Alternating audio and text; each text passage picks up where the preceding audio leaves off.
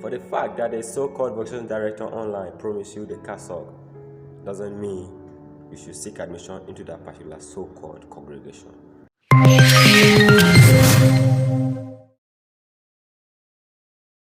am Asminus Mario, the group admin. Welcome to our Facebook page. If you are new to this Facebook page, make sure you follow and like our Facebook page.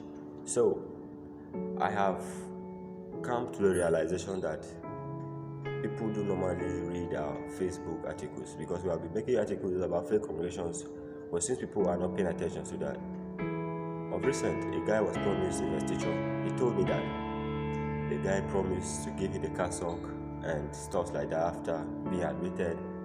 And since the guy was actually in pursuit of the cassock, he gave it. He was admitted and he resumed. Guess the amount this guy was asked to bring. The guy actually went and told his parents that this is what actually happened.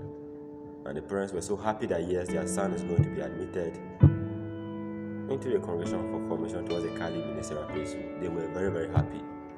They went and borrowed money even though they didn't have anything at the moment. They went and borrowed money, get this guy for the guy to resume. This guy resumed to the so-called seminary. Few months later, the guy demanded money. And the parents said, yeah, this is how it is. They went and borrowed money and then sent it to the guy again. Now, this guy was there. I don't know what they were doing. I don't know how they observed the environment, but he was there, spending money unnecessarily. And for the worst part of it was that the congregation, when they were resuming, they asked them to resume with rice, a tin of rice, each of them.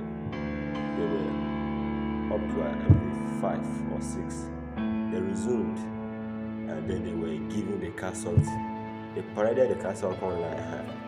It was very, very amazing. They were starting thinking that yes, maybe one day they may be ordained priests in the Cali church. But guess what happened? As I'm talking to you right now, they are still at home.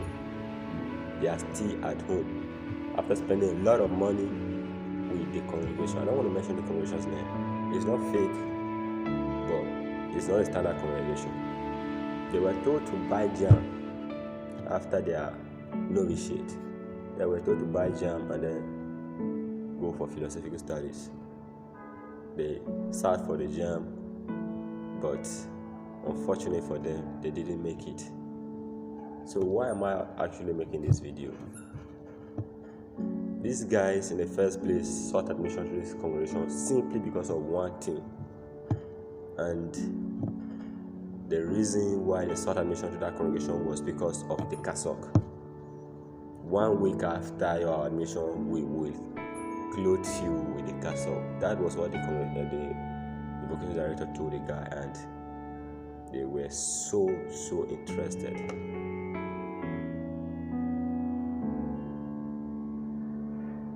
So after they were doing the cassock, what follows? What follows? Buy jam. And if you buy that jam, what will happen? You are going to be the one to pay for your philosophical studies. The congregation is going to take care of that. After your philosophical studies, what follows? You are still going to take care of your theological studies. You will enroll for theology in any institute. It's not as if it will be under the supervision of a particular congregation. You enroll for theological studies. After your theological studies, you will keep on waiting. Keep on waiting till the bishop finally approves your congregation that you may even think of being ordained deacons. So instead of wasting your time with this congregation, I know a lot of congregations like the Spiritans, the Redemptorists, the Jesuits, they were once in these days. But we have a lot of standard congregations this time around. So why not just seek admission to congregations that you know to be standard, other than spending your time and resources with these congregations that are just upcoming? I know somebody who is restricted from joining a standard congregation because of age can join these congregations, upcoming congregations. But as a young man under 24 years with the full potentialities of taking admission to the standard congregation, why do you choose to waste your time with this upcoming congregations. Yes, you may say, yeah, the Spiritans were like this, so let me just join. Don't worry. I've seen a lot of people there. If I should show you my inbox, you know what I'm talking about. This guy told me that he joined the congregation. He never knew it to be fake. They were invested with the cassock, and after that, they were sent to study philosophy at a Spiritan university. After their studies, that is how they are. Nothing to do about their theological studies.